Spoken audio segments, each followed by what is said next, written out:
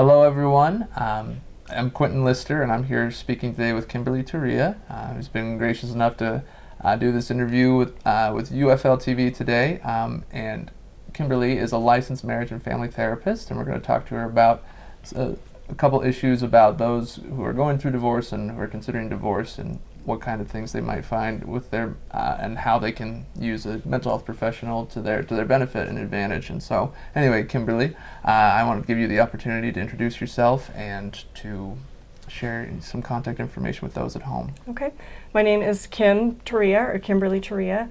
My email address is kimberly.turiya@gmail.com, and I work for Rustic Mountain Therapy in Sugar House. Mm-hmm. And I think that you're going to have the link and everything below, yeah. The address and everything. Do you want me to give out my phone number as well? If whatever you feel comfortable. Okay. Yeah, go. So my phone number to contact me is 801-750-3951, and the best way to reach me is through text message. I am in and out with clients most of the time, and if you send me a text message, I will return your phone call and get back with you and see how I can best help. Yeah. Thank you. So as we get started here, one thing in particular, we talked a little bit beforehand, and one thing that we spoke about was kind of what you felt your goal was as a mental health professional for the people who come in and see you who are struggling in their relationships and whatnot with other people's. And I wanted to ask you, like, what do you see that, and share that with people at home? Like, okay. What do you see your goal as, and right. How do you help people? So, well, my credentials, I'm a marriage and family therapist. So my goal when people come in is to keep the marriage, the family, the couple together, and hopefully not get them to a point where they are wanting to get divorced. Unfortunately, people come into my office and I don't get to see very many like super happy couples, right. At least not at the beginning. Usually by the time we get done working, we've worked through some things, we've learned some more effective communication skills, and we've gotten to a point where hopefully they're staying together and we're not worrying so much about the divorce part of things. There have been some cases where people have come to me and just flat out said, we don't know if we want to stay together. We're talking about divorce. Can you help us through the pros and cons? And and sometimes I will even offer them the option of like, this is how I can help you. I can help you guys to stay married. Mm-hmm. Keep your family intact the way that it is. I can help you to dissolve the relationship in an amicable manner without possibly getting attorneys involved or getting them involved the least amount possible. Mm-hmm. At least keeping it somewhat amicable, because divorce is never a happy, friendly thing, right? It's never. And I will tell you, both from personal experience and from professional experience, everybody gets hurt in a divorce. Everybody gets hurt. Nobody wins, and most especially kids don't win.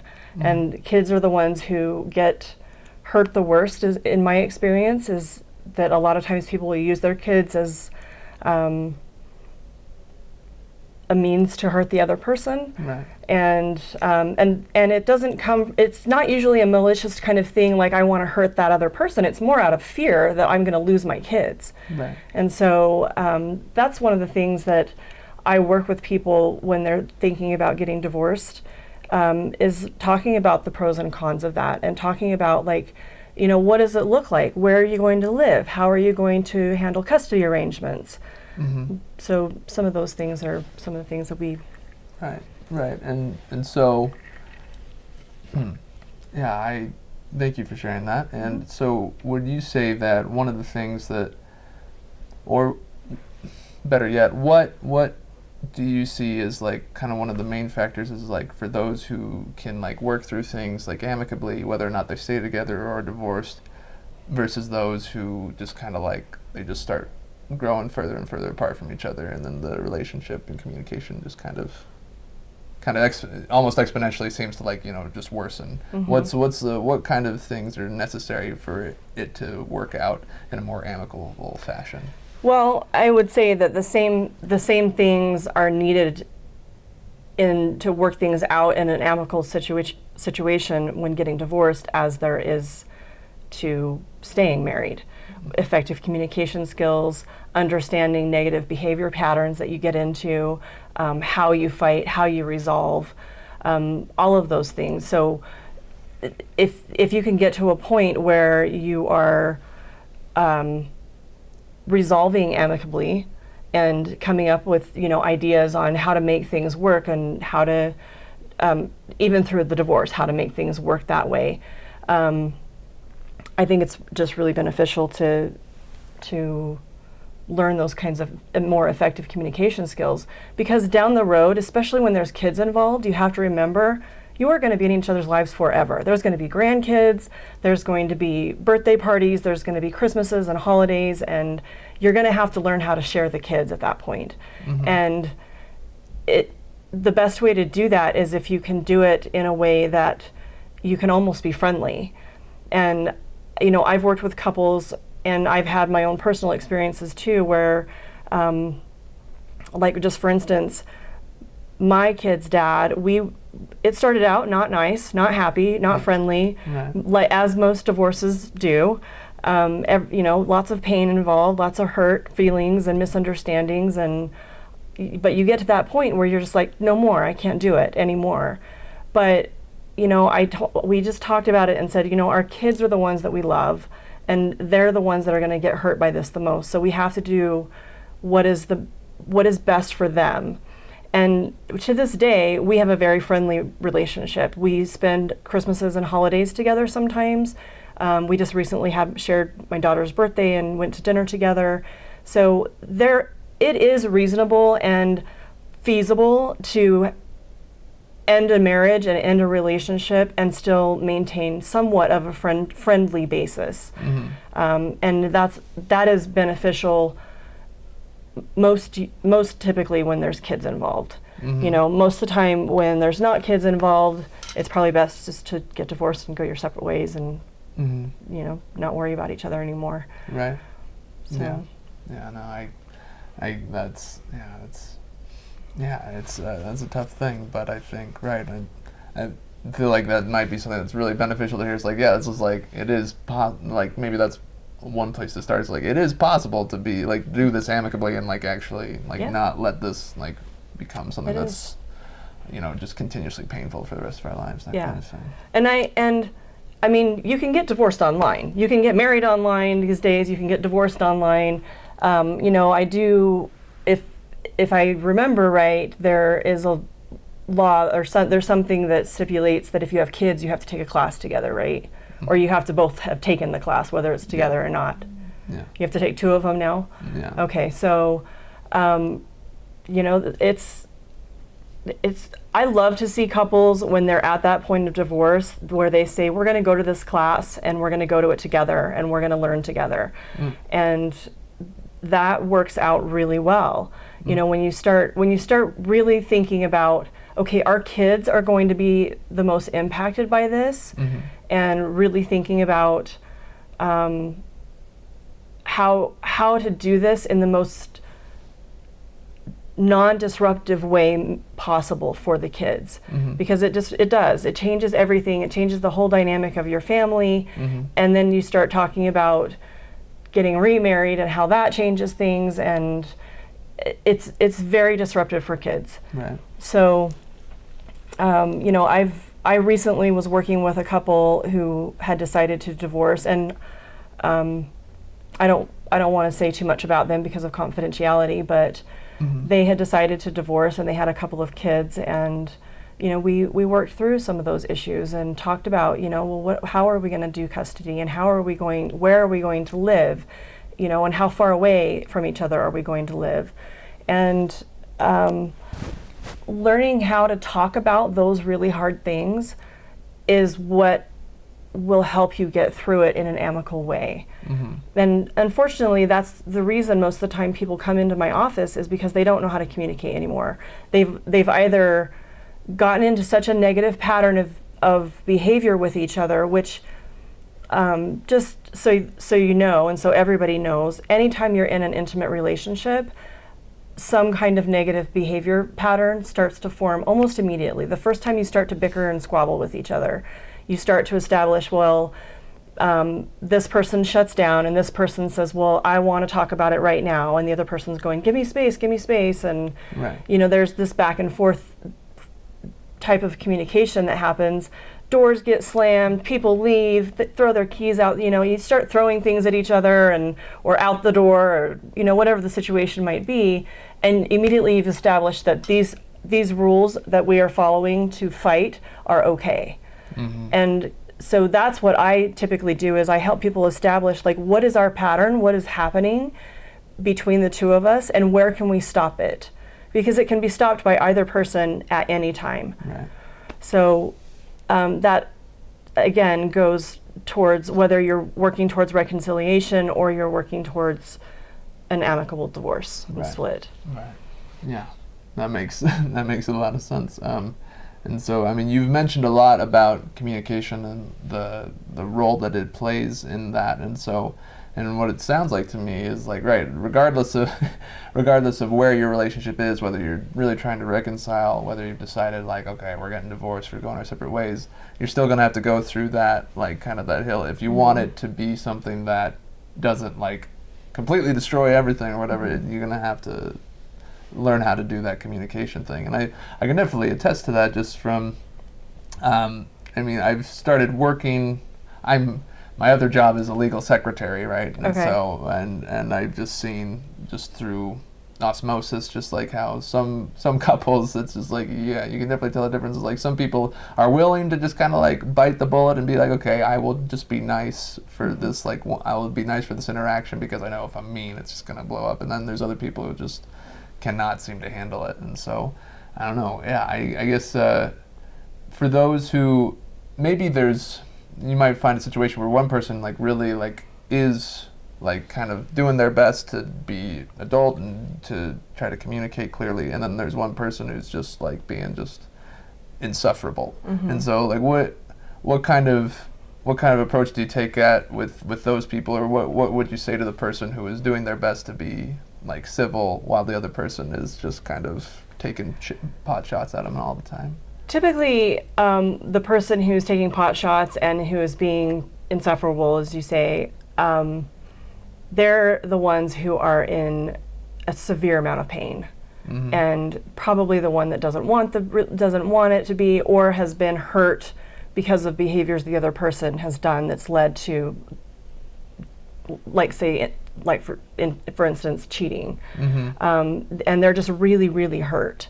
And so I might work with them individually on emotional regulation Sure. and helping them to recognize that taking pot shots, especially, again, I come back to the kids, taking pot shots in front of the kids at mom or dad is not going to be healthy. And in the long run, it will come back and bite them in the butt, because Mm-hmm. kids grow up and kids see everything that's going on. Right. Even when you think that kids aren't paying attention, they see it all. Right. And they are paying attention. And, when you start taking pot shots at mom or dad, or vice versa, kids learn really fast what it's okay not to say in front of parent A and what it's okay not to say in front of parent B. And they don't share those things. And so now you've put them in the middle Right. of a situation where they can't be genuine and honest to either parent about how their time was with that parent once the divorce has taken place. Right.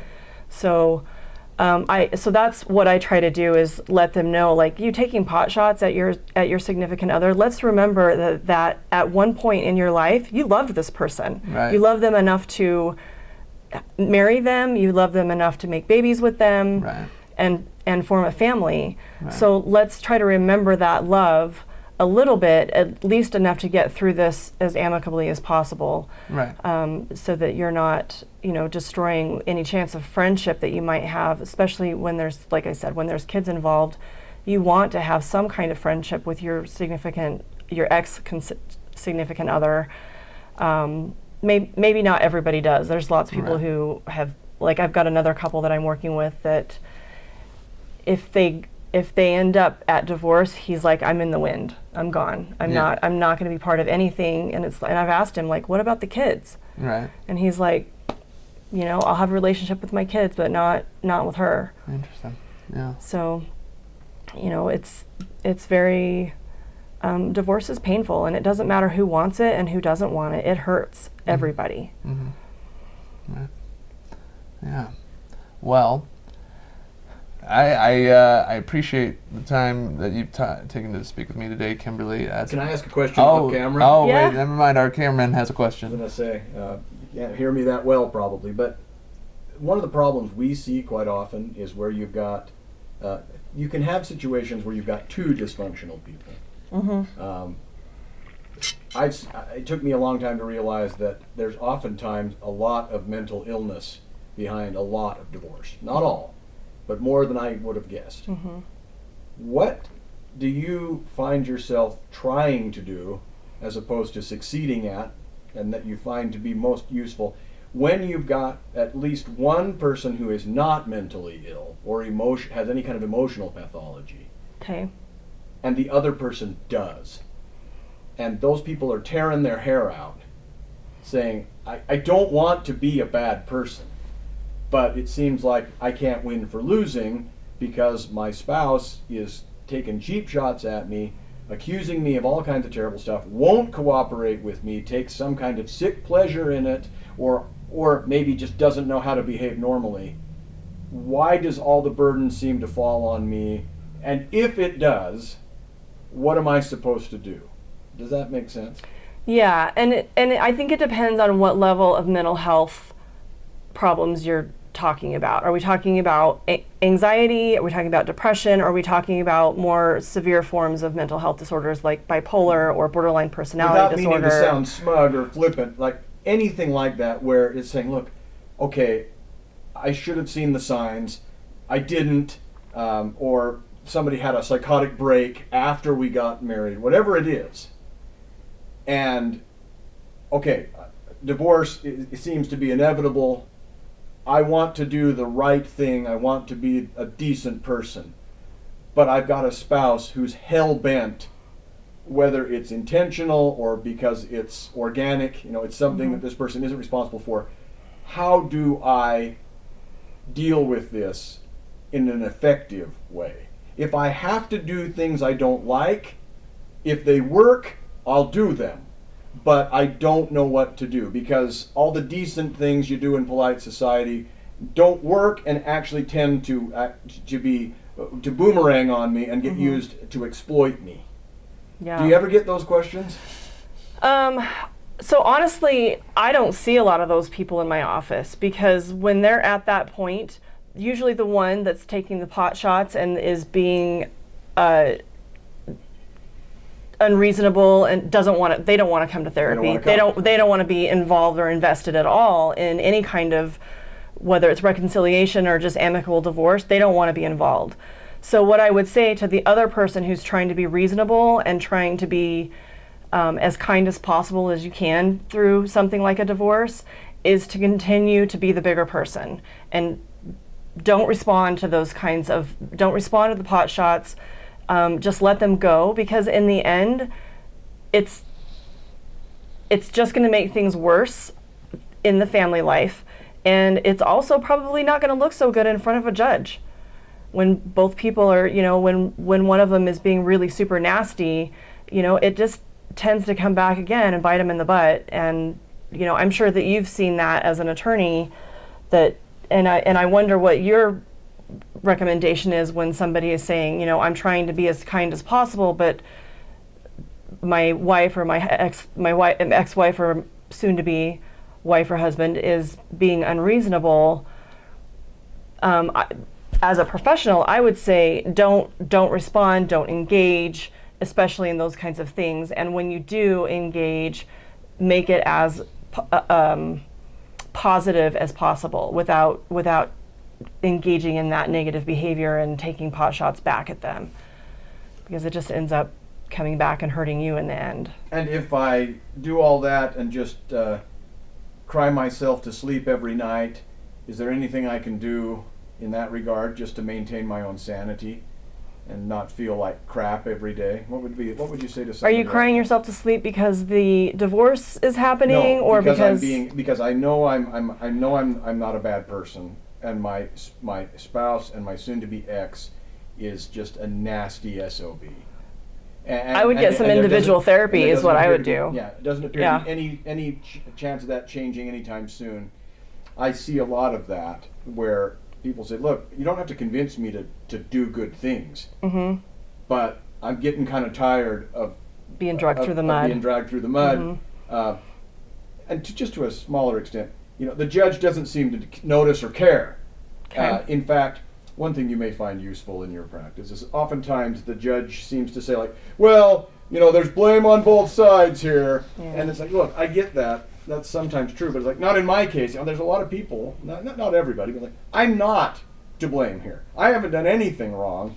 And although the judge doesn't know me, and I'll give him or her that, how do I cope with this terrible person on the other side? Because I do have children with this person, and I do have to coordinate things like parties and graduations, but I'm the one who just keeps getting abused here, and either the court doesn't notice or care, or can't do anything. Do you have suggestions for how people deal with that? Well, I would suggest.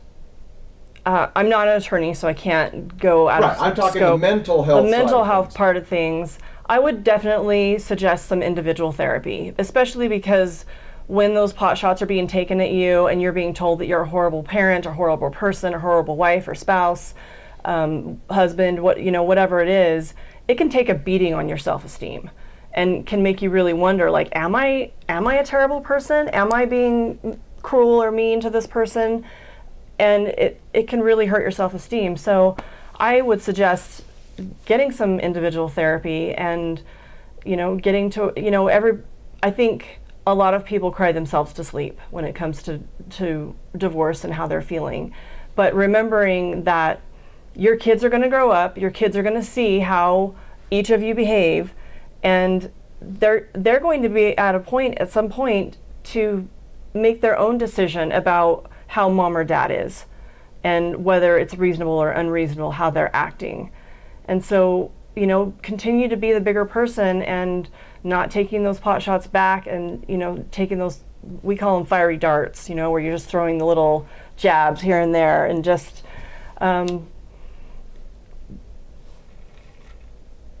trying to be the bigger person. And it's hard to do, especially when you're being jabbed at like that. It's really hard to do. If I may, then I think that one thing I take away from this is that I think people are more accepting of this than they were in the past, but getting therapy when you're innocent isn't a sign of weakness or an inability to cope.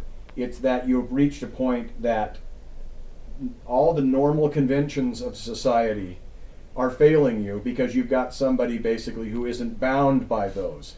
Mm-hmm. Go ahead and see a therapist. Yeah. So that you can be reminded at the very least, no, you're not the one who's crazy, you're not the one who's evil, right. And because you're dealing with someone who doesn't play by society's norms, mm-hmm.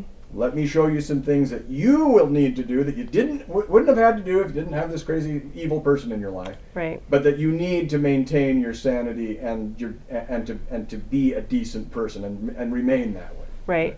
And again, you're right. It comes down to, there's often a stigma around getting therapy, and it means, maybe it means society may look at it as, well, you're weak, or why are you the one getting therapy? You're not the crazy one. Or maybe you are crazy. Or maybe you are the crazy one. Therapy, right? Yeah, either way. But I think individual therapy, especially after a relationship ends, is really important because we take that baggage from a previous relationship and we bring it into the next one, and we start establishing, like I was talking about, that negative behavior pattern that we all get into, and and I say we all get into it because if we didn't, nobody would fight, right? We wouldn't have these ups and downs in our relationships. Everybody would just be hunky-dory and happy, right. And I would not have a job. Right. So, I think letting people know that it's a strength, not a weakness, to come to therapy, learning how to be vulnerable, learning emotional regulation skills, learning how to try to do things differently than how you did them in your previous relationship, so that you can have a healthier relationship moving forward and you can get into something that is a better fit for you and better mentally healthy and strong in those ways. Thank you, Kymberly, once again for taking the time to talk with us today. And I just wanted to give you the opportunity one more time to share your contact information for the people at home who Sure. will be watching this. Sure. My name is Kymberly Turiya. It's spelled a little differently, so it's Kymberly, Turiya, Turiya, and my email address is kimberly.turiya@gmail.com. You can find me on Psychology Today, and you can also contact me directly at 801-750-3951. Text is best for me, and I will get back with you if I hear from you. Thank you. Thank you.